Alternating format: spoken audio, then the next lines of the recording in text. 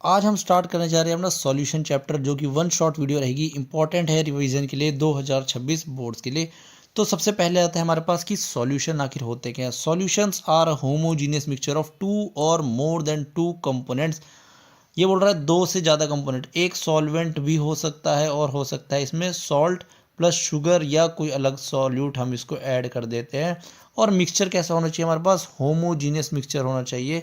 इसका मतलब है अगर हम सॉल्ट और वाटर का क्या बनाते हैं, एक सॉल्यूशन प्रिपेयर करते हैं, तो क्या होना चाहिए? प्रॉपर्टीज़ उसकी अक्रॉस द सॉल्यूशन बिल्कुल सेम होनी चाहिए। सेम से मतलब है अगर यहाँ पे जितना नमकीन होगा ये यहाँ पर भी इतना ही नमकीन होना चाहिए। ऐसा नहीं कि ऊपर ऊपर नमकीन रह गया या नीचे बिल्कुल सादा रह गया, बिल्कुल पानी ही हमको फील हो रहा है। तो सॉल्यूशन की प्रॉपर्टी कैसी होगी? जितना नमकीन यहाँ पर उतना ही यहाँ पर, जितना यहाँ पर उतना ही यहाँ पर। Across the solution same property वो जो है फॉलो करेगा। होमोजीनियस का ये अर्थ निकालते हैं। लेकिन हमको यहाँ इस चैप्टर में पढ़ना है बाइनरी सॉल्यूशन। यहाँ पे हम यूज़ करेंगे सिर्फ एक सॉल्यूट और एक सॉल्वेंट। सॉल्वेंट को मैं रिप्रेजेंट करूँगा ए से और सॉल्यूट को हम रिप्रेजेंट करेंगे बी से।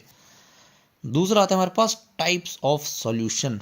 अगर हमारे पास सॉल्वेंट है गैस और हम सॉल्यूट कुछ भी ले सकते हैं, गैस, लिक्विड, सॉलिड, इन तीनों में से कुछ भी ले सकते हैं, तो नाम होगा हमारा गैसियस सॉल्यूशन। जो हम सॉल्वेंट लेंगे सॉल्यूशन नाम भी उसके ऊपर ही पड़ेगा। अगर हम लेंगे लिक्विड सॉल्यूशन, मतलब सॉल्वेंट अगर हम लिक्विड लेंगे तो नाम हो जाएगा लिक्विड सॉल्यूशन। अगर हम लेंगे सॉलिड, हमारा सॉल्वेंट हुआ सॉलिड, तो हम नाम लेंगे उसका सॉलिड सॉल्यूशन।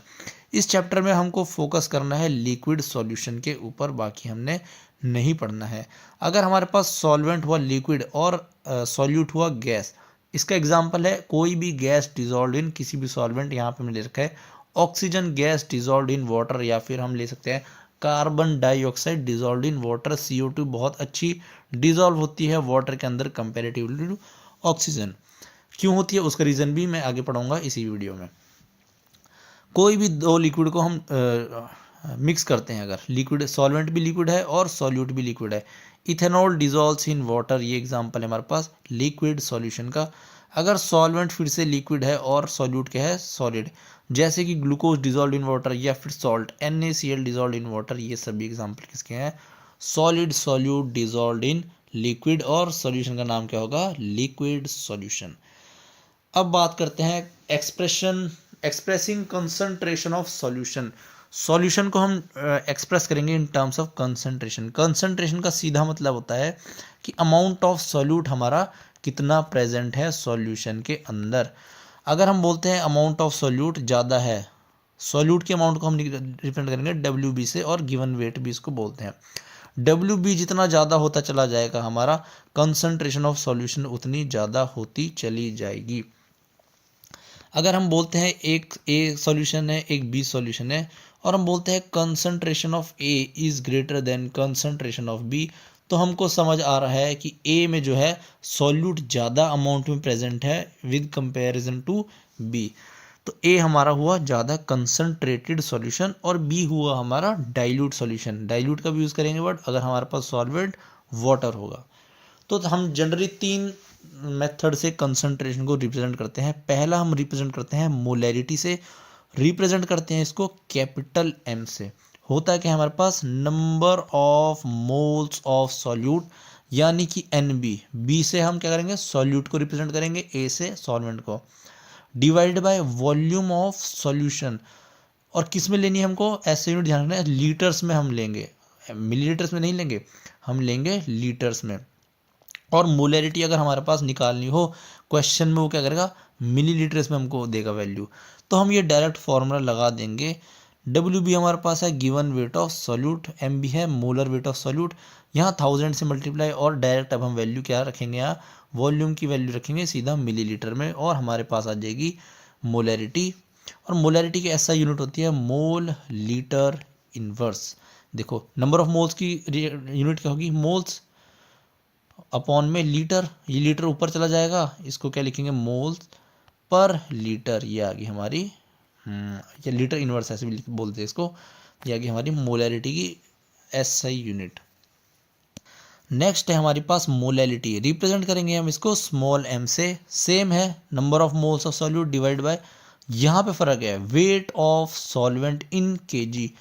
डब्ल्यू मतलब वेट ऑफ सॉल्वेंट, ए से हम सॉल्वेंट को रिप्रेजेंट करेंगे और किस में लेना है, किलोग्राम में लेना है, ग्राम में नहीं लेना है। वेट ऑफ सॉल्यूशन मत कर देना इसकी जगह, क्योंकि weight of solution is not equal to weight of solvent. Solution का वेट और सॉल्वेंट का वेट एक बराबर नहीं होता, इसलिए स्पेसिफिकली हमें यहाँ सॉल्वेंट का वेट यूज़ करना है। कब, जब ये कंडीशन ग्राम में दी होगी तब हम ये वाला फॉर्मूले को यूज़ कर लेंगे, वरना तो हम ये वाला फॉर्मूले से आंसर निकाल देंगे। थर्ड आता है हमारे पास मोल फ्रैक्शन। मोल फ्रैक्शन को हम रिप्रेजेंट करते हैं एक्स से, स्मॉल एक्स से रिप्रेजेंट करते हैं। और मोल फ्रैक्शन हमको बताता है कि कितना सॉल्यूशन में कितना फ्रैक्शन हमारे पास क्या है, सॉल्यूट है, और कितना हमारे पास सॉल्वेंट है। जैसे हम परसेंटेज निकालते हैं, आउट ऑफ 100 निकालते हैं, 67%। परसेंटेज का मतलब देखिए 67% मतलब क्या है, 67/100। 50% मतलब क्या है, 50/100। तो मोल फ्रैक्शन हम क्या निकालते हैं, आउट ऑफ 1 निकालते हैं। तो आउट ऑफ 1 मतलब 0.4/1, 0.6/1 ऐसे। तो अगर हम बोलते हैं मोल फ्रैक्शन एक्स बी हमारा है 0.4 और मोल फ्रैक्शन ए कितना है 0.6, तो हमको समझ आ रहा है कि सॉल्यूट हमारा कम प्रेजेंट है सॉल्यूशन में और सॉल्वेंट हमारा ज़्यादा अमाउंट में प्रेजेंट है सॉल्यूशन के अंदर। अगर हम बोलते हैं एक्स बी हमारे पास 0.6 और एक्स ए हमारा 0.4, तो यहाँ हमको सॉल्यूट ज़्यादा दिखाई दे रहा है और सॉल्वेंट कम दिखाई दे रहा है। एक्स बी होता है हमारे पास मोल फ्रैक्शन ऑफ बी होता है equals to number of moles of B, यानी कि solute divide by total moles of solution. यहाँ आ गया number of moles of B, total moles कितने होंगे, moles of A plus moles of B. Similarly mole fraction of solvent कैसे आएगी, moles of A divided by total moles, और total moles कितने हैं, N A plus N B. एक important relation और ध्यान रखना है, X A plus X B, mole fraction of A plus mole fraction of B is equal to 1 होता है हमेशा, या फिर एक्स ए की वैल्यू 1 माइनस एक्स बी ऐसे भी कर सकते हैं। अगर हमारे पास एक्स बी की वैल्यू गिवन है या हमारे पास एक्स ए की वैल्यू हमने निकाल ली है 0.3, तो यहाँ से मैं एक्स बी की वैल्यू निकाल सकता हूँ 1 minus X A equals to 1 minus 0.3 equals to 0.7, तो एक्स बी हमारा आ जाएगा 0.7। ऐसे करके हम मोल फ्रैक्शन को फाइंड कर सकते हैं। नेक्स्ट टॉपिक हमारे पास solubility of a solid in liquid. कोई भी एक लिक्विड सॉल्वेंट, फॉर एग्जांपल के लिए हम वाटर ले लेते हैं और इसमें ऐड करना स्टार्ट करते हैं NaCl, जो हमारा एक सॉलिड सॉल्यूट है हमारे पास। तो जब हम इसको ऐड करेंगे, 1 चम्मच ऐड किया, 2 चम्मच ऐड किया, 3 चम्मच ऐड किया, थोड़े टाइम बाद हम देखेंगे पहले तो ये ऐड होना स्टार्ट हो रहा था, लेकिन कुछ टाइम बाद क्या होगा, ये ऐड होना बंद हो जाएगा और हमारे पास ये नीचे हमारे को सेटल होता हुआ दिखने लग जाएगा। तो सॉल्ट जो है हमारे पास अब वो ऐड होना बंद कर जाएगा। तो इस कंडीशन से आने पहले जो maximum amount of solute that can be dissolve in a specific amount of solvent, अगर यहाँ पे सॉल्वेंट कितना है 100 ml एग्जाम्पल ले लेता हूँ, तो ये एक फिक्स अमाउंट जो है सॉल्यूबल कर पाएगा सॉल्यूट को। तो सॉल्युबिलिटी क्या है, is maximum amount that can be dissolve. तो मैक्सिमम अमाउंट जितना सॉल्यूट इसमें डिजॉल्व हो सकता है। तो अगर हम बोलते हैं कोई सॉल्यूट है हमारे पास ए और कोई है हमारे पास बी, इसको हमने वाटर में डिजॉल्व किया, तो हो सकता है ए हमारा ज़्यादा अमाउंट में डिजॉल्व हो जाए बी में, तो हम बोलेंगे कि ए की सॉल्युबिलिटी है वो बी से ज़्यादा है, क्योंकि ए जो है ज़्यादा सॉल्युबल हुआ, ज़्यादा अमाउंट में वाटर में सॉल्युबल हुआ, तो इसलिए solubility of A will be greater than B. और जब मैंने वो कंडीशन बताई यहाँ पे, जब जहाँ पर और सॉल्ट जो है सॉल्यूबल नहीं हो रहा था, वो नीचे सेटल होने लग रहा था, तो मैक्सिमम अमाउंट ऑफ सॉल्यूट जब रीच कर जाएगा उस कंडीशन को हम बोलते हैं सैचुरेटेड सॉल्यूशन। वो हम बोलेंगे सैचुरेटेड सॉल्यूशन हमारे पास रीच हो चुका है, अब यहाँ पे और ज़्यादा सॉल्यूट ऐड नहीं हो सकता। A solution which no more solute can be dissolved at the same temperature and pressure is called saturated solution। अब वहाँ पर और ज़्यादा सॉल्यूट को डिजॉल्व नहीं कर सकते। सेकंड है हमारे पास effect of temperature. For example वापस से, अब जब हमारी कंडीशन आ चुकी थी कि हमारा NaCl वाटर में डिजॉल्व होना बंद कर दिया था, अगर हम इसको हीट करना स्टार्ट करें सॉल्यूशन को, तो हम थोड़ी देर में देखेंगे जो नीचे सेटल हुआ सोडियम क्लोराइड था हमारे पास, ये भी जो है वाटर के अंदर कम्प्लीटली सॉल्युबल होना स्टार्ट हो चुका है।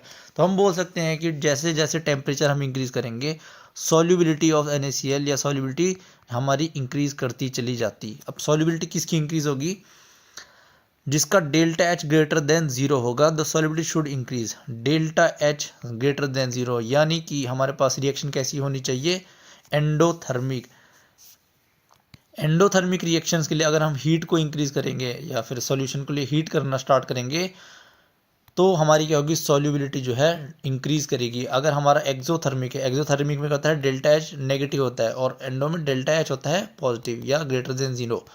तो यहाँ पे सॉल्युबिलिटी डिक्रीज करेगी, सॉरी इंक्रीज करेगी। दोबारा लिखता हूँ मैं इसको। एंडो में क्या होता है, डेल्टा एच होता है पॉजिटिव और टेम्परेचर बढ़ाने पे सॉल्युबिलिटी बढ़ेगी। एक्सो में क्या होता है, हमारे पास डेल्टा एच होता है नेगेटिव, टेम्परेचर बढ़ाने पे सॉल्युबिलिटी जो है डिक्रीज करेगी। ये हमको ध्यान रखना है। नेक्स्ट आता है हमारे पास solubility of gas in a liquid. जब भी हम गैस को सॉल्युबल कराएंगे लिक्विड के अंदर, वहाँ हमको यूज़ करना पड़ता है हेनरीज लॉ का। इसके बेस पे हम जो है सॉल्युबिलिटी ऑफ गैस को चेक करते हैं। तो पहले तो हमको जनरल देखना है कि जो गैसेस होती है हमारे पास वाटर में डिजॉल्व होती हैं। फॉर एग्जांपल यहाँ पे सॉल्वेंट हमने क्या ले रखा है, वाटर ले रखा है। और हमको पता है ऑक्सीजन भी वाटर में डिजॉल्व होती है, तभी तो एक्वेटिक प्लांट्स वगैरह जो होते हैं, एक्वेटिक एनिमल्स होते हैं, वो सांस ले पाते हैं क्योंकि वाटर के अंदर ऑक्सीजन प्रेजेंट है। और वाटर के अंदर CO2 भी प्रेजेंट होती है। लेकिन जो ऑक्सीजन होती है वो काफ़ी कम अमाउंट में हमारे पास प्रेजेंट होती है वाटर में। लेकिन CO2 होती है जो, ये काफ़ी अच्छी सॉल्युबल होती है। इसलिए हमने देखा भी कोल्ड ड्रिंक में CO2 हमारे पास ज़्यादा प्रेजेंट रहती है। उसका टेस्ट से ही पता लग जाता है कि उसके अंदर गैस कितनी ज़्यादा प्रेजेंट है। एग्जाम्पल में यहाँ हमको एक ऑक्सीजन का गैस लिया है। On the other hand hydrogen chloride gas HCl is highly soluble in water. अब हेनरी लॉ हमको क्या बोलता है, यहाँ पे एग्जाम्पल से समझते हैं। एक हमने क्या लिया, एक हमने बीकर में क्या लिया, सॉल्वेंट को भर दिया। ये ब्लू ब्लू वाटर हमको दिखाई दे रहा है, नहीं ब्लू वाटर नहीं, ये तो गैस प्रेजेंट है। और ये हमारे पास कोई सॉल्वेंट लिया है। तो सॉल्वेंट क्या है, जैसे थोड़ी गैस जो है सॉल्वेंट के अंदर हम देख पा रहे हैं थोड़ी बहुत डिजॉल्व है इसके अंदर, और बाकी जो गैस है मोस्टली सॉल्वेंट के ऊपर सरफेस पे है। इसको हमने क्या करा, यहाँ से वेट लगाया, प्रेशर इस पर अप्लाई किया, तो पिस्टन मूव किया डाउनवर्ड डायरेक्शन में। अब पिस्टन ने एक्सर्ट किया फोर्स किसके ऊपर, गैस के ऊपर, गैस के मॉलिक्यूल्स पे अप्लाई हुआ प्रेशर। अब गैस का प्रेशर यहाँ पे इंक्रीज कर गया, क्योंकि जैसे ही वॉल्यूम हमने कम करी तो गैस का प्रेशर इंक्रीज करेगा। और हम यहाँ वर्ड यूज़ करते हैं पार्शियल प्रेशर ऑफ गैस। तो पार्शियल प्रेशर गैस का जैसे इंक्रीज करेगा, ये क्या करेगी, और मॉलिक्यूल्स को अंदर भेजेगी, किसके, सॉल्वेंट के अंदर। ऊपर से प्रेशर लगेगा, गैस, ये गैस लगा रही है प्रेशर। हम देख सकते हैं जैसे प्रेशर बढ़ा यहाँ पे, हमारी गैस के पार्टिकल्स यहाँ कम थे, और यहाँ हम देख सकते हैं कि गैस के पार्टिकल्स जो है ज़्यादा अमाउंट में हमारे पास सॉल्वेंट के अंदर डिसॉल्व हो चुके हैं। तो यही हमारे को पास हेनरी लॉ बोलता है कि जैसे प्रेशर को इंक्रीज करेंगे हम, वैसे ही मोल फ्रैक्शन ऑफ गैस जो है सॉल्वेंट के अंदर इंक्रीज होगा। ये प्रेशर कौन सा है, ये वेपर प्रेशर वाला। इस प्रेशर को इंक्रीज करने पर मोल फ्रैक्शन क्या है हमारे पास, जो सॉल्यूशन यहाँ पे डिसॉल्व है, सॉल्यूट जो इसके अंदर डिसॉल्व है, सॉल्यूट का मोल फ्रैक्शन इंक्रीज करेगा। अगर हम प्रेशर को इंक्रीज करेंगे तो एक्स क्या है, मोल फ्रैक्शन, तो सॉल्यूट का mole fraction in solvent will increase. यही हमारे पास क्या है, हेनरी लॉ क्या बोलता है, mole fraction of gas in the solution. ये बोल रहा है mole fraction of gas in solution is proportional to the partial pressure of the gas over the solution. ये जो partial pressure of gas over the solution, ये pressure जितना ज़्यादा होगा उतनी ही ज़्यादा क्या होगी, हमारी गैस इसके अंदर सॉल्यूबल होगी। या फिर हम दूसरी शब्दों में कहें, उतना ही ज़्यादा मोल फ्रैक्शन होगा गैस का, किसके अंदर, सॉल्वेंट के अंदर। आई होप समझ आया होगा हेनरी लॉ। तो मैथमेटिकली क्या होगा, प्रेशर इक्वल्स टू के एच है हेनरी कांस्टेंट, और एक्स है मेरा मोल फ्रैक्शन। हेनरी कांस्टेंट क्या होता है हमारे पास, के एच की वैल्यू जितनी ज़्यादा होगी हम बोलेंगे सॉल्यूबिलिटी ऑफ गैस उतनी ही कम होगी। के एच की वैल्यू जितनी कम होगी सॉल्यूबिलिटी ऑफ गैस उतनी ही ज़्यादा होगी। एक टेबल लेके आया हूँ मैं, इसमें समझते हैं। एग्जाम्पल के लिए हम ऑक्सीजन उठाते हैं, टेम्परेचर हमने ले रखा है केल्विन्स में, यहाँ हमने 303 केल्विन का टेम्परेचर लिया है। और हेनरी कांस्टेंट हमारा कितना आता है, 46.82। यह हमारा क्या है, ऑक्सीजन के लिए है 46.82। अगर हम CO2 का एग्जांपल लें, टेम्परेचर 298 केल्विन, ज़्यादा फर्क नहीं है, 5 केल्विन का फर्क है सिर्फ। यहाँ पे KH की वैल्यू है 1.67, CO2 के लिए कितनी है, 1.67। तो हम देख पा रहे हैं ऑक्सीजन के लिए हेनरी कांस्टेंट काफ़ी ज़्यादा है और CO2 के लिए हेनरी कांस्टेंट काफ़ी कम है। तो अभी बताया है जितना KH की वैल्यू कम होगी हमारी, उतना ही सॉल्युबिलिटी कितनी होगी, ज़्यादा होगी। इसलिए हमको समझ आ रहा है कि CO2 हमारा वाटर में ज़्यादा डिज़ोल्व रहेगा, ज़्यादा अमाउंट में, और ऑक्सीजन हमारी वाटर में कम अमाउंट में जो है वाटर में डिज़ोल्व रहेगी। आई होप ये कॉन्सेप्ट समझ आया होगा हेनरी कांस्टेंट का और सॉल्युबिलिटी ऑफ गैस का। नेक्स्ट टॉपिक पढ़ना है हमको application of Henry's law. Henry law का यूज़ कहाँ करते हैं? एक तो मैंने बता दिया कोल्ड ड्रिंक में जब हमको भरना होता है। कोल्ड ड्रिंक क्या है हमारे पास? वाटर है और मीठा पानी है नीचे बेसिकली, ऊपर से क्या करेंगे हम? CO2 है, तो हाई प्रेशर में क्या करेंगे? CO2 को इसके अंदर डिजोल्व कर देंगे। To increase the solubility of CO2 in soft drinks and soda water the bottle is sealed under high pressure. जो बॉटल के ऊपर ढक्कन होता है ये करता है प्रेशर को अंदर रखता है। जैसे ही हम ढक्कन हटा देंगे और कुछ टाइम के लिए हम देखेंगे बॉटल को ऐसे ही छोड़ देंगे तो गैस जो है वापस बाहर आना स्टार्ट हो जाएगी और हम देखते हैं कि बॉटल से गैस जो है बाहर निकल गई। तो अगर गैस को सॉल्यूबल रखना है अंदर तो हाई प्रेशर में उसको सील करके ही रखना पड़ेगा। ये है एप्लीकेशन पहली हेनरी लॉ की। दूसरी बहुत ही इंपॉर्टेंट एप्लीकेशन है हमारे पास स्कूबा डाइवर्स। स्कूबा डाइवर्स क्या होते हैं? जो पानी के अंदर जाते हैं ना, पीछे देखा होगा ऑक्सीजन टैंक लेके, तो उस टैंक में सिर्फ ऑक्सीजन और नाइट्रोजन नहीं होती, उसमें जब हम डीप वाटर में जाते हैं तो हमको हीलियम लेके भी जाना पड़ता है। उसका रीज़न समझते हैं।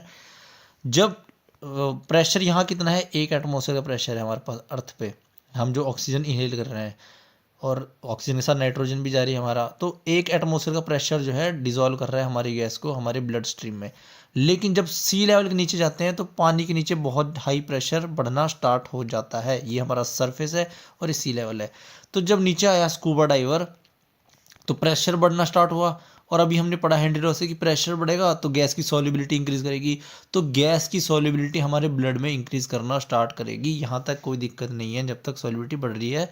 लेकिन जैसे ही हम ऊपर जाएंगे फटाफट, अगर मान लें स्कूबा ड्राइवर ऊपर आ जाता है सरफेस पे, तो गैस नीचे हाई प्रेशर पे तो सॉल्यूबल थी, लेकिन ऊपर जैसे ही लो प्रेशर पे बंदा आया तो गैस क्या करेगी? ब्लड स्ट्रीम से बाहर आना स्टार्ट कर देगी और ब्लड स्ट्रीम में वो बबल्स बना देगी। क्योंकि पहले ऊपर तो नीचे तो सॉल्यूबल थी इसलिए ब्लड स्ट्रीम के अंदर थी, ऊपर आगे क्या होगा? जब प्रेशर डिक्रीज हुआ तो सॉल्युबिलिटी कम हुई। अब सॉल्युबिलिटी कम हुई तो गैस क्या करेगी? बाहर आ जाएगी और बबल्स जो हमारे पास फॉर्मेशन होना स्टार्ट हो जाएगा। इसको मेडिकल कंडीशन में नाम देते हैं बैंड्स का। ये अगर ज़्यादा अमाउंट में फॉर्म हो जाए तो कार्डियक अरेस्ट जैसी सिचुएशन भी हमको देखने के लिए मिल सकती है। इससे बचने के लिए हम क्या करेंगे? गैस को डाइल्यूट करते हैं। कैसे? हीलियम के साथ। ऑक्सीजन नाइट्रोजन प्लस हीलियम हमारी जाती है वहाँ पे। हीलियम क्या करती है? प्रेशर को डिक्रीज करती है, और प्रेशर कम रहेगा पार्शियल प्रेशर तो solubility of nitrogen and oxygen will be less in blood. अगर प्रेशर नीचे ज़्यादा भी है तब भी सॉल्युबिलिटी कम होगी क्योंकि हीलियम का हेनरी कांस्टेंट काफ़ी ज़्यादा है, ये प्रेशर को डिक्रीज करके रखेगी। Scuba divers must cope with high concentration of dissolved gases while breathing air at high pressure underwater. Increased pressure increases the solubility of atmospheric gases in blood. When the divers come towards surface, the pressure gradually decreases. This releases the dissolved gas and leads to the formation of bubbles of nitrogen in the blood. और इस condition का नाम क्या बोला था? Bands का formation हमने बोला था। To avoid bends the tanks used scuba divers are filled by with air diluted with helium. Helium के साथ कितनी हीलियम? 11% हीलियम लेके चलते हैं, 56% नाइट्रोजन और 32% टैंक में क्या होती है? ऑक्सीजन।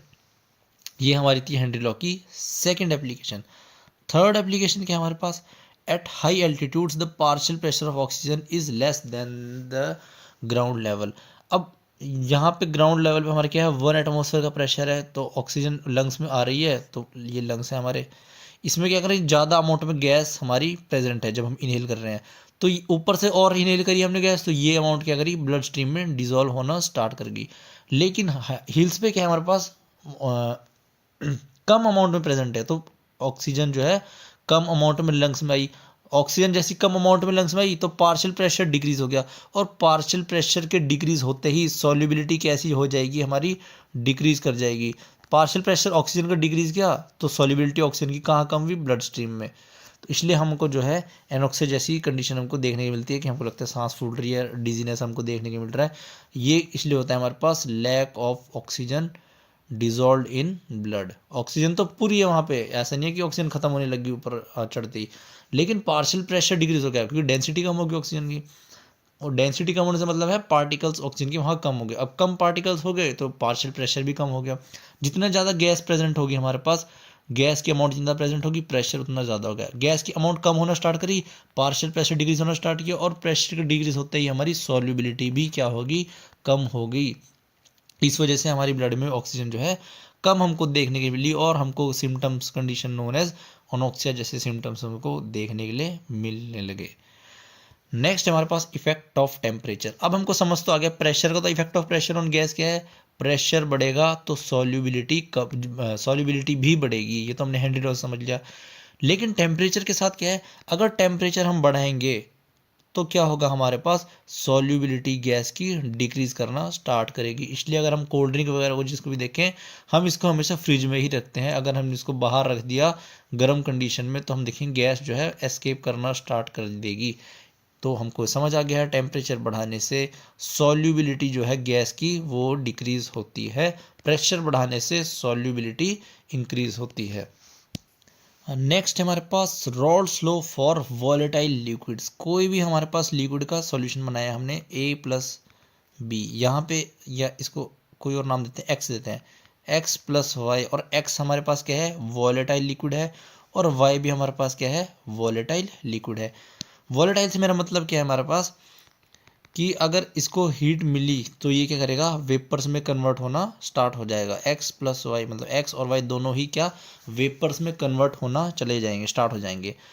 तो अब जब वेपर्स में कन्वर्ट होंगे तो टोटल सॉल्यूशन का कुछ प्रेशर बनेगा हमारा, इसमें से कुछ x लगा रहा होगा प्रेशर और कुछ हमारा y लगा रहा होगा।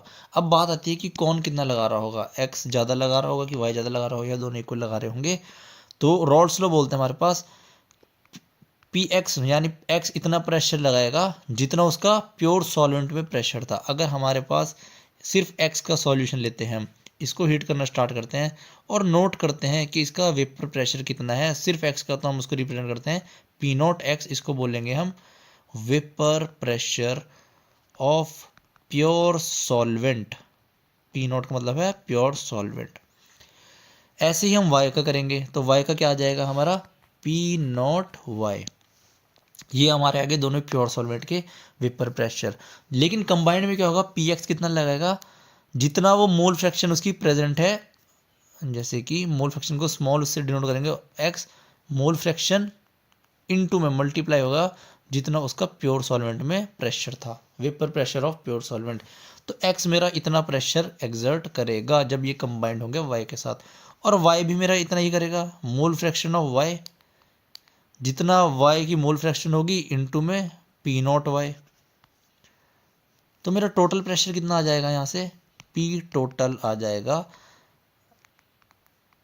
x mole fraction of x into P0x plus mole fraction of y P0y। तो ये हमको याद रखना है। रॉल्स लॉ बोलता है x का प्रेशर कितना होगा, y का कितना होगा, फिर वो बताता है x का उतना होगा जितना मोल फ्रैक्शन में है। अगर मेरे पास मोल फ्रैक्शन है, अगर मैं बोलता हूँ दोनों का वेपर प्रेशर सेम है, P0 और Px मेरा सेम है, P0x सेम है और P0y भी सेम है, दोनों को मान लेते हैं एक एटमॉस्फेयर। एग्जाम्पल के लिए हाइपोथेटिकल कंडीशन ले ली है, दोनों का एक एटमॉस्फेयर है। तो अब पूछता है क्यों x का ज़्यादा प्रेशर होगा या y का ज़्यादा प्रेशर होगा। तो अब हम डायरेक्ट डिसाइड कर लेंगे जिसकी मोल फ्रैक्शन ज़्यादा होगी। अगर x की मोल फ्रैक्शन ज़्यादा होगी, फॉर एग्जांपल अगर x मेरे की मोल फ्रैक्शन 0.6 और xy की है 0.4, तो प्रेशर ज़्यादा होगा किसका, x वाले का। क्यों, क्योंकि यहाँ तो हमने सेम ही मान लिया कांस्टेंट, अब सिर्फ वो मोल फ्रैक्शन पे डिपेंड करेगा। अगर दोनों की मोल फ्रैक्शन 0.5 है, अब मोल फ्रैक्शन इक्वल है तो दोनों के प्रेशर भी इक्वल होंगे, Px और Py ये भी इक्वल होंगे। अगर x की मोल फ्रैक्शन है 0.3, y की है 0.7, तो Px मेरा कम होगा, Py ज़्यादा होगा। ये हमको रॉल्स लॉ बताता है, जितनी ज़्यादा मोल फ्रैक्शन होगी और जितना ज़्यादा हमारे पास क्या होगा सॉल्वेंट का प्रेशर प्योर फॉर्म में, उतना ही ज़्यादा वो एग्जर्ट करेगा सॉल्यूशन में। अगर हमने ये दोनों सेम कर लिए इजी करने के लिए, तो हमारे को डायरेक्ट से डिरेक्शन समझ आ गया, जितना ज़्यादा मोल फ्रैक्शन उतना ज़्यादा हमारा क्या होगा, वेपर प्रेशर होगा, पार्शियल प्रेशर। देखो जब प्योर सॉल्वेंट के लिए लिखते हैं, जैसे प्योर सॉल्वेंट x है, तो इसके वेपर प्रेशर को मैं बोलूँगा vapour pressure of pure solvent. लेकिन जब मेरा ये होगा x प्लस y का सॉल्यूशन में मैं बोलूँगा Px कितना लगा रहा होगा, तब मैं वर्ड रिप्रेजेंट करूँगा पार्शियल प्रेशर। हैं दोनों प्रेशर, बस नाम क्या है इसका, पार्शियल प्रेशर ऑफ x। तो पार्शियल में तब लगाऊंगा जब मेरे पास दोनों वॉलेटाइल लिक्विड होंगे और मैं बात कर रहा हूँ सिर्फ एक की, तो एक को क्या बोलूँगा मैं पार्शियल प्रेशर ऑफ x, और वैसे ही y के लिए क्या बोलूँगा मैं पार्शियल प्रेशर ऑफ y, और कंबाइंड को क्या बोलूँगा मैं, पार्शियल प्रेशर ऑफ सॉल्यूशन, पूरा सॉल्यूशन का pressure, partial pressure of solution. तो रिप्रेजेंट करेंगे P total equals to partial pressure of x plus partial pressure of y। कहीं कोई डाउट आए तो कमेंट सेक्शन में पूछ लेना, वहाँ मैं आंसर दे दूंगा, बट आई होप ये समझ आया होगा टॉपिक। अब रोल्स लॉ से हम एक और चीज़ स्टडी करते हैं, इसका ग्राफ समझते हैं कैसा आया है, कैसे बनेगा ये ग्राफ। यहाँ पे एक कंडीशन मान के चलिए, हमने एक प्रिपेयर करा है एक सॉल्यूशन को P1 प्लस P2, नहीं एक हमने मतलब दो वोलेटाइल लिक्विड लिया, एक का नाम 1 है, एक को हमने 2 बोला, 1 + 2 नहीं, एक 1 है और एक 2 है, ये भी लिक्विड है और ये भी लिक्विड है हमारे पास। तो जब हमने पहले क्या करा, एक बीकर लिया, इसमें क्या करा, सिर्फ 1 वाला लिक्विड प्रेजेंट है, सिर्फ 1 वाला, 2 वाला इसमें नहीं है अभी। तो यहाँ पे ये वाली कंडीशन को मैच कर रहा हूँ मैं, यहाँ 1 वाला प्रेजेंट है, मोल फ्रैक्शन ऑफ 1 मतलब कि सिर्फ प्योर सॉल्वेंट प्रेजेंट है 1 वाला, x = 0 दे रखा है मतलब दूसरा वाला प्रेजेंट नहीं है। ठीक है, इसको थोड़ा ध्यान से समझना, आसान टॉपिक है पर कई बार समझ आता नहीं है स्टूडेंट्स को ना। और कंडीशन हमारे पास क्या है, P2 हमारा है ज़्यादा वॉलेटाइल P1 से, मतलब कि जो लिक्विड है हमारे पास सेकंड वाला, ये ज़्यादा वॉलेटाइल है सेकंड से, फर्स्ट से सॉरी, तो प्रेशर ऑफ सेकंड भी ज़्यादा होगा 1 से। वॉलेटाइल मतलब जल्दी वेपर्स में या ज़्यादा अमाउंट में वेपर्स में कन्वर्ट हो रहा है, तो जितने ज़्यादा वेपर्स उतना ज़्यादा प्रेशर, ये हमने अज्यूम कर रखा है। तुम ऐसे अज्यूम कर सकते हो कि P1 ज़्यादा है P2 से, बस ग्राफ थोड़ा चेंज हो जाएगा, डायरेक्शन ऐसे आ जाएगी इसकी, पर हमने जो बुक में लिखा है वही अज्यूम किया है कि सपोज कर रहा है कि P2 नॉट हमारा ज़्यादा है P1 नॉट, सॉल्वेंट का प्योर प्रेशर। तो यहाँ पे मोल फ्रैक्शन 1 है एक 1 वाले सॉल्वेंट की, और यहाँ हमने क्या करा, इस डायरेक्शन में ऐड करते चले गए दूसरा सॉल्वेंट, 2 वाले को ऐड करते हुए चले गए इस डायरेक्शन में। अब जब ऐड करते चले गए तो 1 वाला 0 की तरफ अप्रोच होता चला गया। जब मैं एक सॉल्यूशन में क्या था, 1 था, अब मैं 2 बढ़ाता चला जाऊंगा, 2 बढ़ाता चला जाऊंगा, इसमें डालता रहूँगा डालता रहूँगा डालता रहूँगा, तो मेरा 1 क्या होगा, 0 की तरफ अप्रोच करना स्टार्ट कर जाएगा, और जो 2 वाला है वो इंक्रीज करना स्टार्ट कर जाएगा उसकी मोल फ्रैक्शन 1 की तरफ। ये 1 जो है मोल फ्रैक्शन है, यहाँ पे 1 मतलब है कि सिर्फ अब प्योर सॉल्वेंट प्रेजेंट है, कोई दूसरा सॉल्यूट प्रेजेंट नहीं है, कोई दूसरा लिक्विड प्रेजेंट नहीं है हमारे पास। तो जब P2 यहाँ देखो, जब यहाँ पे 1 है, मोल फ्रैक्शन 1 है, तो P2 प्योर सॉल्वेंट का ज़्यादा प्रेशर है P1 से, यही मैं कंपेयर करा रहा था, जो हमने लिखा था P2 का ज़्यादा है P1 से। यहाँ पे प्रेजेंट है प्योर सॉल्वेंट P1, यहाँ प्रेजेंट है प्योर सॉल्वेंट P2। अगर हम नेट प्रेशर देखें तो P2 का ज़्यादा है P1 पे, जब दोनों की मोल फ्रैक्शन क्या है, 1 है। तो जब हमने क्या करा, इधर से मोल फ्रैक्शन की तरफ चलना स्टार्ट किया, तो क्या हुआ, ये वाला जो P1 है, P2 की वैल्यू क्या करी, इंक्रीज होनी स्टार्ट करी। ये वाली जो लाइन है ये है पार्शियल प्रेशर ऑफ P2, ये P2 इंक्रीज करना स्टार्ट हुआ, क्योंकि मोल फ्रैक्शन अभी बताया ना, मोल फ्रैक्शन किसकी बढ़ रही है, 2 वाले कंपाउंड की बढ़ रही है, और पार्शियल प्रेशर डायरेक्टली प्रोपोर्शनल किसके है, मोल फ्रैक्शन के। तो यहाँ से जैसे जैसे मोल फ्रैक्शन बढ़ी, पार्शियल प्रेशर बढ़ता चला गया बढ़ता चला गया बढ़ता चला गया, और कहाँ तक पहुँच गया, प्योर सॉल्वेंट तक, जहाँ पे मोल फ्रैक्शन क्या होगी, 1 हो चुकी है। इसकी भी अगर हम ऐसे देखते हैं, यहाँ से हम इधर जाएँ तो यहाँ पे 0 है, इसका बढ़ता चला गया, यहाँ क्या होगा, 1 की मोल फ्रैक्शन बढ़ेगी 1 वाले लिक्विड की, देखो x 1 की तरफ अप्रोच कर रहा है, तो जैसे इसकी मोल फ्रैक्शन बढ़ती गई बढ़ती गई बढ़ती गई बढ़ती गई, और ये कहाँ तक पहुँच गई, P1 नॉट तक ये पहुँच गई। अगर हम ऐसे देखें, यहाँ P1 नॉट था, जैसे हमने इसके 2 पे डालना स्टार्ट किया तो P1 की प्रेशर कम होना स्टार्ट हो गया। ऐसे भी देख सकते हैं, जैसे मन करे वैसे इसको ग्राफ को देख सकते हैं, इसलिए इस ग्राफ में एरो नहीं बनाया, क्योंकि दोनों डायरेक्शन से इसको हम समझ सकते हैं। तो ये वाली जो लाइन है ये है partial pressure of second liquid in a solution, और जो ये वाली लाइन है, जो दूसरी लाइन है, ये पार्शियल प्रेशर ऑफ P1 है सॉल्यूशन में। जो ये थर्ड लाइन बच रही हमारी, ये है P टोटल, जो हमको वैल्यू देगी P1 प्लस P2 की। इस ग्राफ को एक बार वीडियो रिवर्स करके दोबारा समझना, और एक बार खुद एनालाइज करना ग्राफ को, तब ये ज़्यादा अच्छे से समझ में आएगा, वरना नहीं आएगा। अगला टॉपिक है हमारे पास vapour pressure of a solution of solids in liquid. अगर हम क्या करते हैं किसी भी सॉल्वेंट में, फॉर एग्जांपल मैंने क्या ले लिया, वाटर ही ले लिया, सबसे अच्छा सॉल्वेंट हमारे पास वाटर H2O, इसमें ऐड करना स्टार्ट किया NaCl, और वाटर का बॉइलिंग पॉइंट होता है हमारे पास 1 एटमॉस्फेयर मतलब उस पर ग्राउंड लेवल पे सी लेवल पे कितना होता है बॉइलिंग पॉइंट 100 डिग्री सेल्सियस।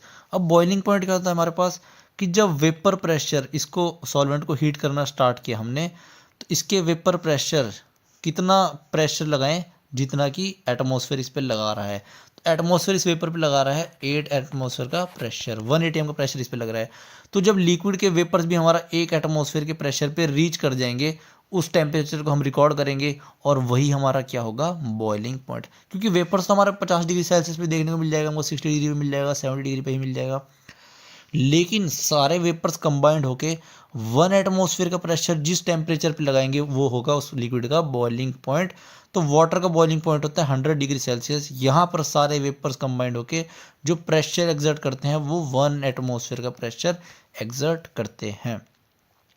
लेकिन ये कब बात है जब वाटर हमारा क्या है प्योर सॉल्वेंट, उसमें कोई भी सॉल्यूट ऐड नहीं कर रखा हमने। अब क्या होता है हमारे पास जैसे ही हमने इसमें सॉल्ट ऐड करना स्टार्ट किया, NaCl ऐड करना स्टार्ट किया वाटर में, फॉर एग्जांपल 2 चम्मच डाल दिया, 5 चम्मच, 10 चम्मच, जितनी भी डाल दी। जब मैं इसको 100 डिग्री सेल्सियस पे पहुंचाऊंगा ना तो ये 1 एटमॉस्फेयर का प्रेशर एक्सर्ट नहीं कर पा रहा होगा। इसका मतलब जैसे ही हमने सॉल्यूट का ऐड करा सॉल्वेंट में तो जो वेपर प्रेशर है सॉल्वेंट का ये डिक्रीज होना स्टार्ट हो गया। पहले ये 1 एटमॉस्फेयर का प्रेशर लगा रहा था, हो सकता है अब ये 0.95 एटमॉस्फेयर का प्रेशर लगा रहा हो या 0.93 एटमॉस्फेयर का प्रेशर लगा रहा हो। कब 100 डिग्री सेल्सियस पे सॉल्यूट को ऐड करने के बाद। पहले तो ये 1 एटमॉस्फेयर का प्रेशर लगा रहा था और अब लगा रहा है 0.93 एटमॉस्फेयर का। तो हम यही बता रहा है टॉपिक हमको कि जब हम सॉल्वेंट को ऐड सॉल्यूट को ऐड करते हैं सॉल्वेंट के अंदर तो हमारा जो है वेपर प्रेशर डिक्रीज होता है। जैसे कि हम यहाँ देख सकते हैं प्योर सॉल्वेंट जब था तो हमारे पास 1 2 3 4 5 6 7 8 इसने यहाँ पे वेपर्स दिखा रखे हैं कि 8 मॉलिक्यूल्स वाटर के वेपर्स में कन्वर्ट हो चुके थे। जितने ज़्यादा मॉलिक्यूल्स वेपर में कन्वर्ट होंगे उतना ही ज़्यादा प्रेशर हमारे पास होगा या वेपर प्रेशर उतना ज़्यादा होगा। लेकिन जैसे ही सॉल्यूट हमने ऐड करा इसमें, अब देखो 8 से सीधा 4 ही बचे हैं, मतलब सारे जो है कन्वर्ट नहीं हो पा रहे वेपर्स में, इसलिए वेपर प्रेशर क्या होगा डिक्रीज होना स्टार्ट हो जाएगा। तो addition of solute decrease the vapour pressure of solvent या सॉल्यूशन। अब यहीं पे एक चीज़ और समझा देता हूं मैं। जब इसका वेपर प्रेशर 0.95 होगा, मैंने बॉइलिंग पॉइंट क्या बोल रहा था कि 1 एटमॉस्फेयर का प्रेशर जब ये एग्जर्ट करेगा वाटर, लेकिन अब तो ये 100 डिग्री सेल्सियस पे 0.95 हो रहा है। तो क्या मैं अब भी यही बोलूँगा कि वाटर का बॉइलिंग पॉइंट 100 डिग्री सेल्सियस है? तो बात है नहीं, अब हम ये नहीं बोलेंगे। हम क्या करेंगे इस टेम्परेचर को और बढ़ाना स्टार्ट करेंगे और चेक करेंगे कि कब ये टेम्परेचर हमारा 1 एटमॉस्फेयर पे पहुंचेगा। तो हो सकता है वो टेम्परेचर हो जाए 102 डिग्री सेल्सियस, तब जाके मेरा 1 एटमॉस्फेयर का वेपर प्रेशर क्रिएट हो जाए। तो एक बात मेरे को और समझ आई कि सॉल्यूट के ऐड करने से वेपर प्रेशर तो डिक्रीज हो रहा है, लेकिन साथ में बॉइलिंग पॉइंट भी क्या कर रहा है मेरा इंक्रीज हो रहा है। पहले 100 डिग्री सेल्सियस पे 1 एटमॉस्फेयर का प्रेशर मिल जा रहा था मेरे को, लेकिन अब 1 एटमॉस्फेयर प्रेशर के लिए मेरे को 102 डिग्री 103 डिग्री जितना भी वो डिमांड करता है उतना उसको देना पड़ रहा है। और जैसे जैसे सॉल्यूट की अमाउंट में बढ़ाता चला जाऊंगा वैसे ही बॉइलिंग पॉइंट भी मेरा बढ़ता चला जाएगा। अगर और सॉल्यूट डालेंगे हम तो जरूरी नहीं 102 पे रहेगा, 102 से 105 पे भी जा सकता है, डिपेंड करता है कि सॉल्यूट का अमाउंट हम कितना डाल रहे हैं।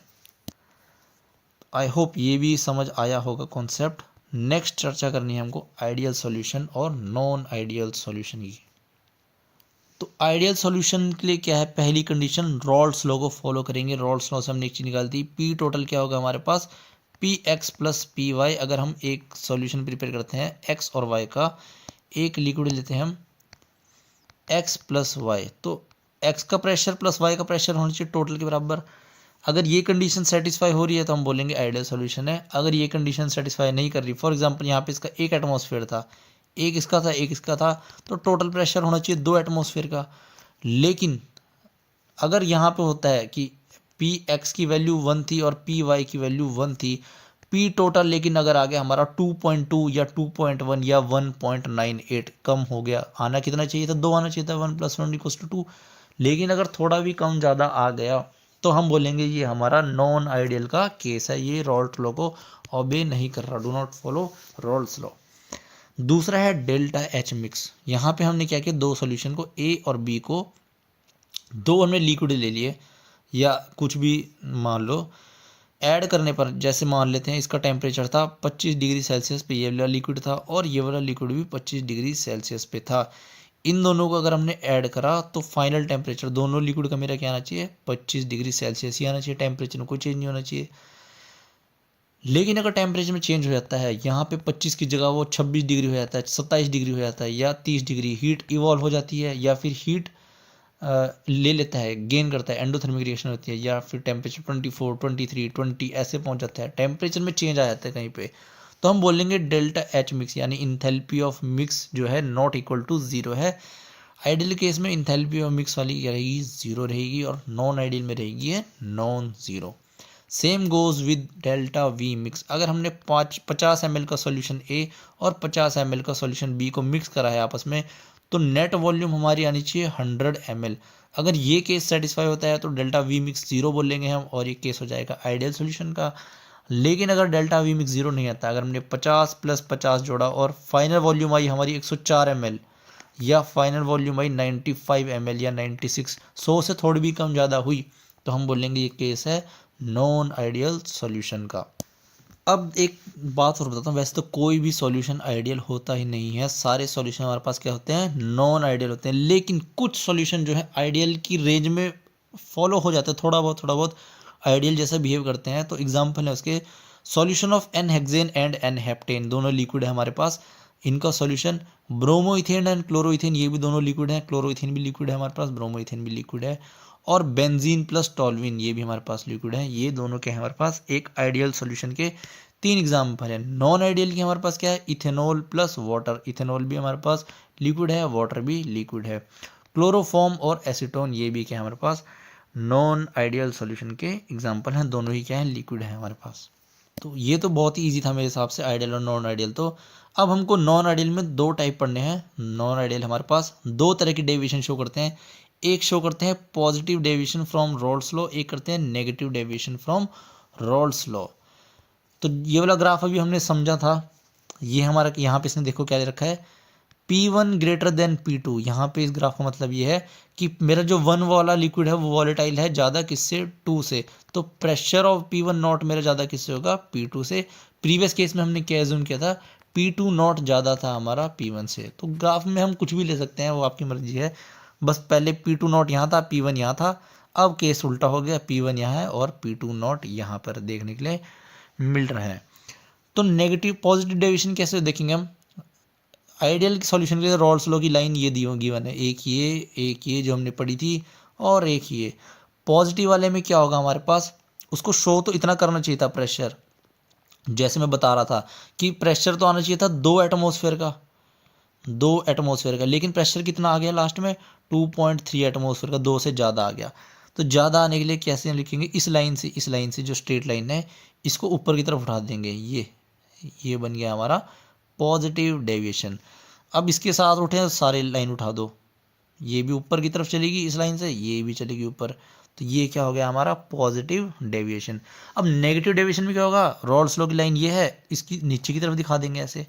तो जैसे ये रॉल्स लॉ वाली लाइन है हमारे पास, इसको नीचे की तरफ बेंड कर दिया, ये नेगेटिव डेविएशन हो गया, इन सारी लाइन को नीचे की तरफ बेंड कर देंगे, तो ये आ जाएगा हमारा नेगेटिव डेविएशन। मतलब इनके प्रेशर पी टोटल जो है रॉल्स लॉ से कम आ रहे हैं तो नेगेटिव डेविएशन, अगर रॉल्स लॉ से ज़्यादा आ रहे हैं तो पॉजिटिव डेविएशन।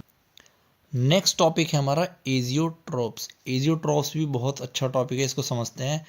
कई बार क्या होता है हमारे पास, हम एक ऐसी कंडीशन में पहुंच जाते हैं, लिक्विड A + B को मिक्स करा हमने, और A का बॉइलिंग पॉइंट भी डिफरेंट होता है और B का बॉइलिंग पॉइंट भी डिफरेंट होता है। फॉर एग्जांपल समझते हैं इसको, A सॉल्वेंट, A लिक्विड और B लिक्विड को मिक्स करा हमने, A का बॉइलिंग पॉइंट है 55 डिग्री सेल्सियस और B का बॉइलिंग पॉइंट है 65 डिग्री सेल्सियस। तो अगर हम इसको हीट करना स्टार्ट करें तो A का बॉइलिंग पॉइंट कम होने के कारण क्या होना चाहिए, A फिल्टर आउट हो जाना चाहिए और B हमारा इसी में रह जाना चाहिए, या B का हम 75 डिग्री सेल्सियस ले लेते हैं, या ज़्यादा भी ले सकते हैं, चलो 75 ले लेते हैं यहाँ पे। तो बी जिसका बॉइलिंग पॉइंट 75 डिग्री सेल्सियस है वो तो कंटेनर में रह जाएगा, और ए जिसका बॉइलिंग पॉइंट 55 डिग्री सेल्सियस है ये क्या करेगा, बॉयल होके उड़ जाएगा, वेपर्स में अलग हो जाएगा, इसके सेपरेट आउट हो जाएगा।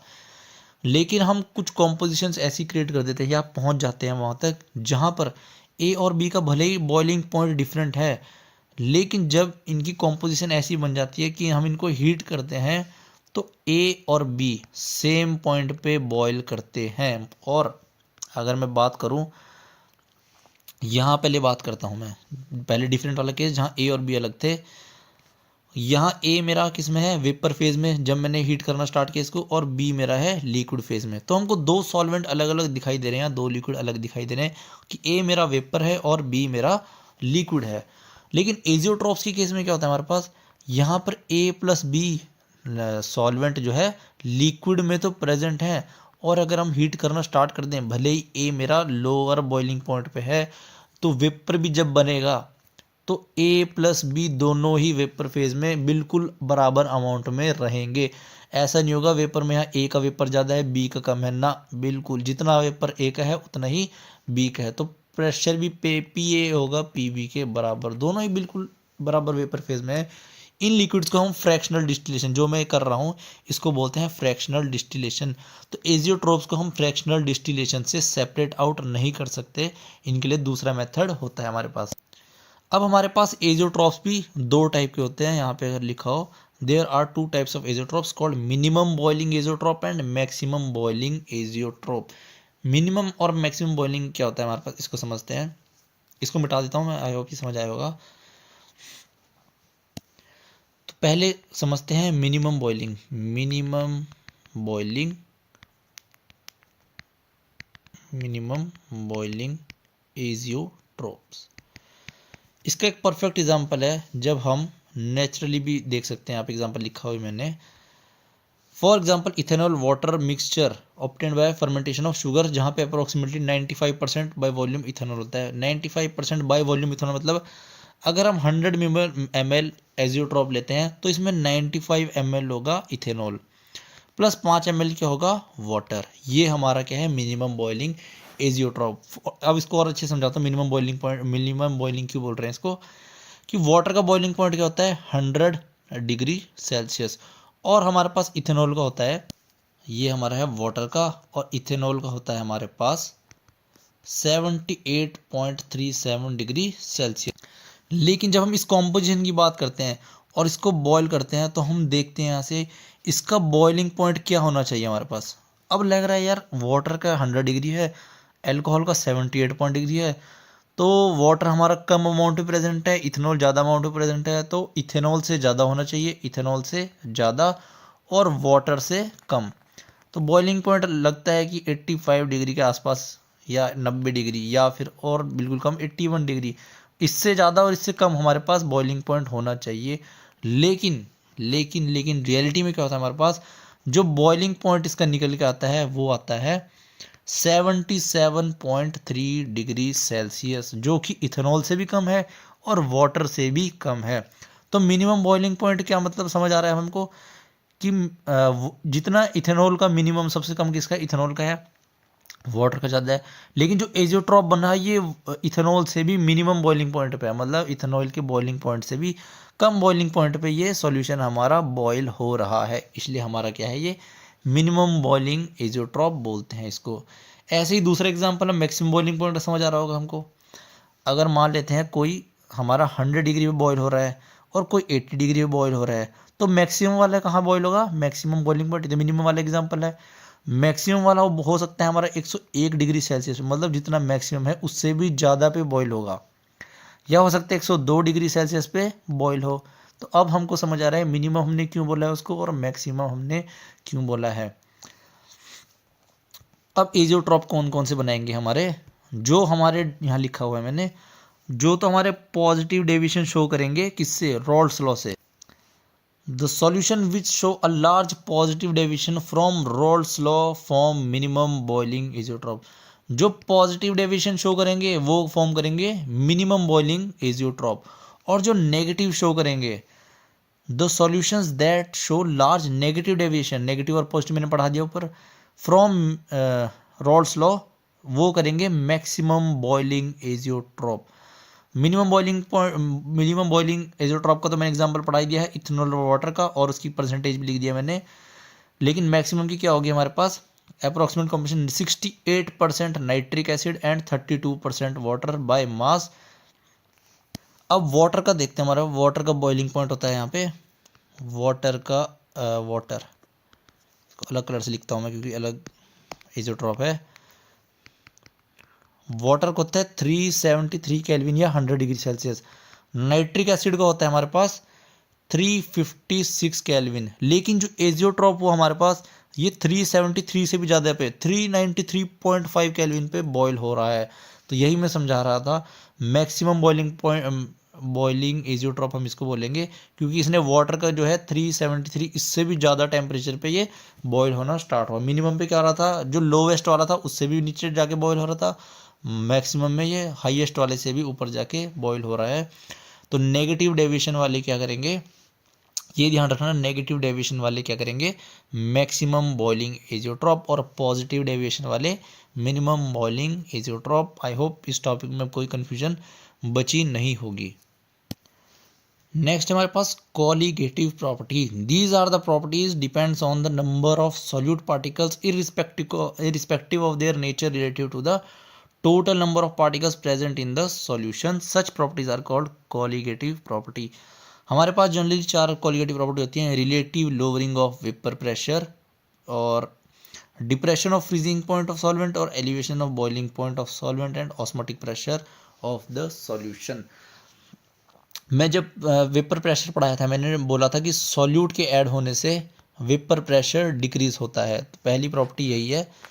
अब कितना डिक्रीज करेगा, फॉर एग्जांपल अगर हमने लिया 1 मोल कंपाउंड ए, कोई भी कंपाउंड ए ले लिया, और 1 मोल कंपाउंड बी, मान लो नेचर बिल्कुल ही अलग है दोनों सॉल्यूट का, जमीन आसमान का डिफरेंस है, लेकिन ये सॉल्वेंट में जाके ना तो एसोसिएट करेंगे ना डिसोसिएट करेंगे।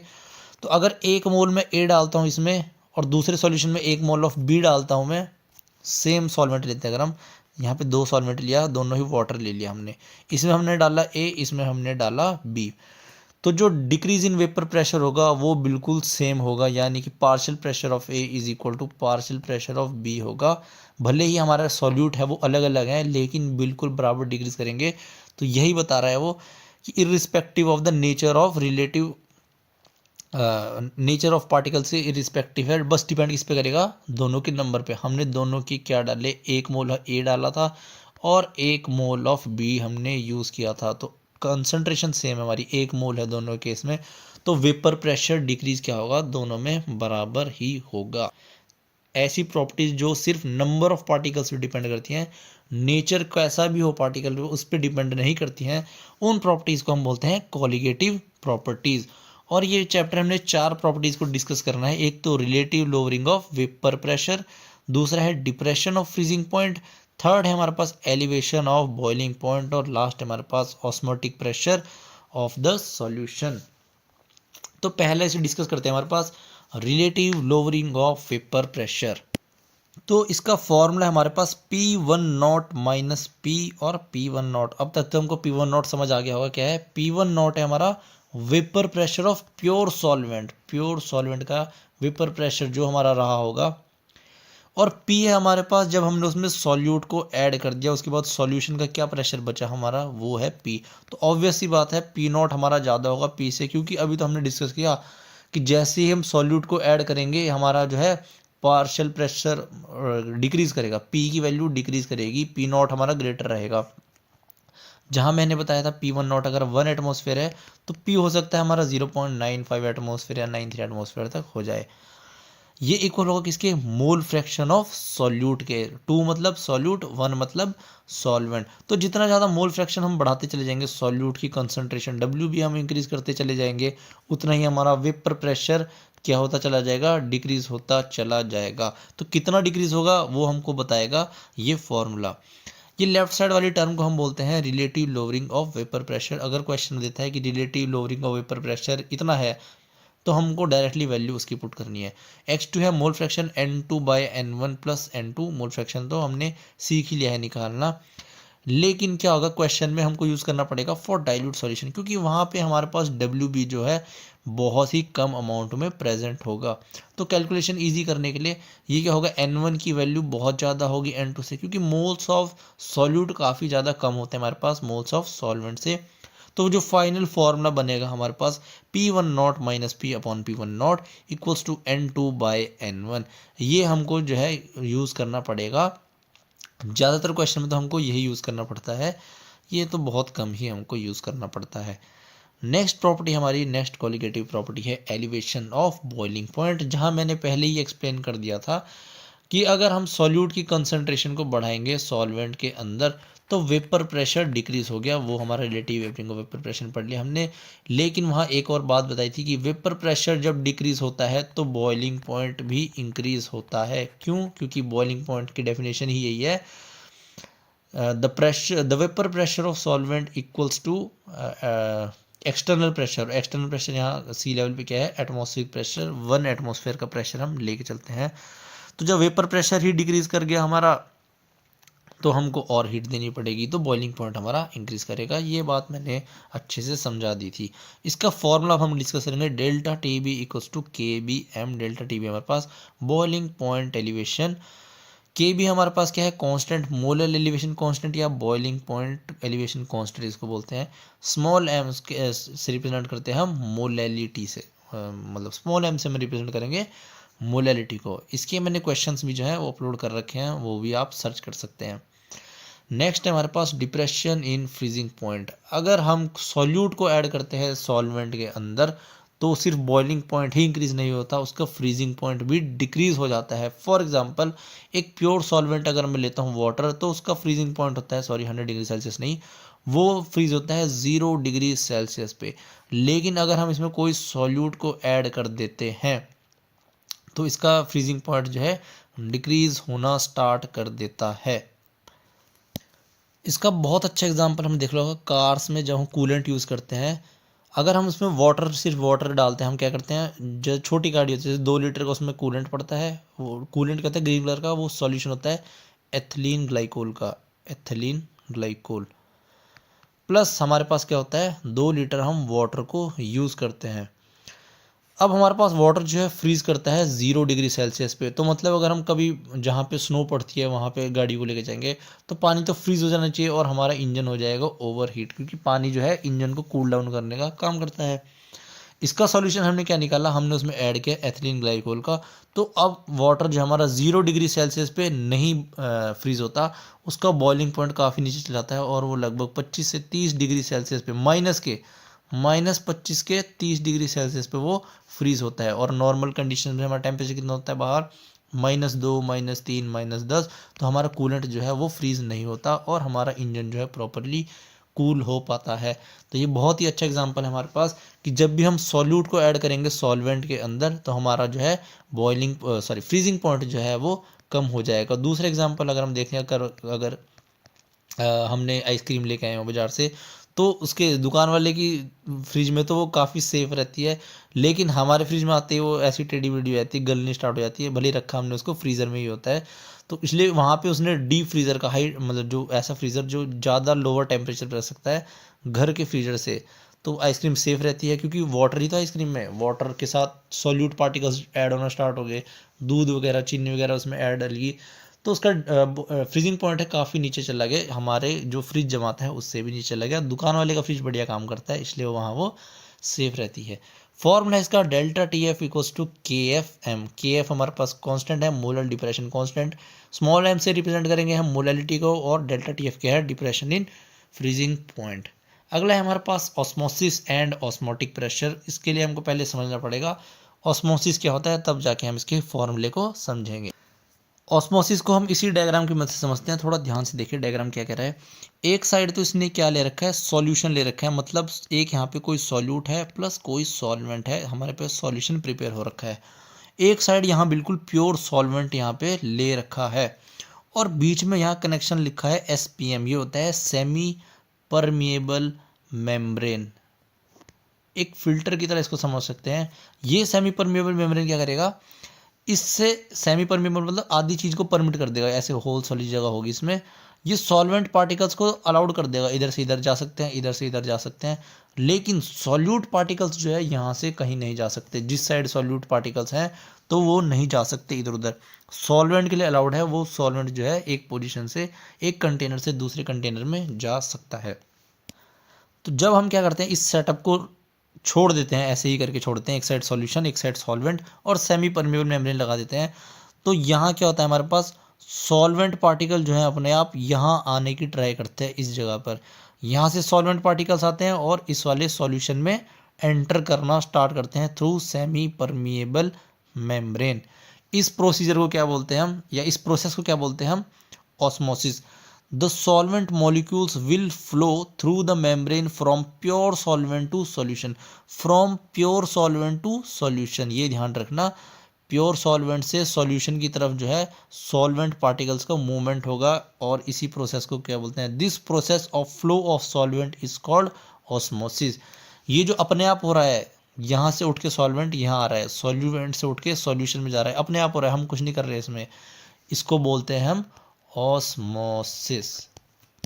अब हम क्या करेंगे, यहाँ पे हमने पिस्टन लगा रखा है, इस पे हम प्रेशर एक्सर्ट करना स्टार्ट करेंगे, धीरे धीरे क्या करेंगे, प्रेशर बढ़ाना स्टार्ट करेंगे, और हम देखते हैं जैसे जैसे हमारा ये प्रेशर बढ़ना स्टार्ट होगा वैसे ही हम देखते हैं ये मॉलिक्यूल्स जो सॉल्वेंट के यहाँ से फ्लो कर रहे थे, इनकी जो मूवमेंट है ये कम होना स्टार्ट हो जाएगी। पहले ज़्यादा फ्लो कर रहे थे, ज़्यादा ट्रांसफ़र हो रहा था, अब ये धीरे धीरे क्या हो रहे हैं, कम होना स्टार्ट हो रहे हैं। जैसे मैं यहाँ प्रेशर बढ़ाना स्टार्ट कर रहा हूँ, मैं और बढ़ाता चला जाऊँगा और बढ़ाता चला जाऊँगा, एक टाइम आता है जब प्रेशर पे बिल्कुल रुक जाएगा ये मूवमेंट, यहाँ से सॉल्वेंट मॉलिक्यूल बिल्कुल भी इधर नहीं जाएगा, और हम इस प्रेशर को रिकॉर्ड करेंगे, ये मैंने कितना प्रेशर लगाया है कि मेरे सॉल्वेंट पार्टिकल्स का मूवमेंट जो है बिल्कुल यहाँ तक रुक गया है, बिल्कुल स्टॉप हो गया, इधर वाले सॉल्वेंट अब इधर ही रह रखे, इधर क्रॉस नहीं कर रहे।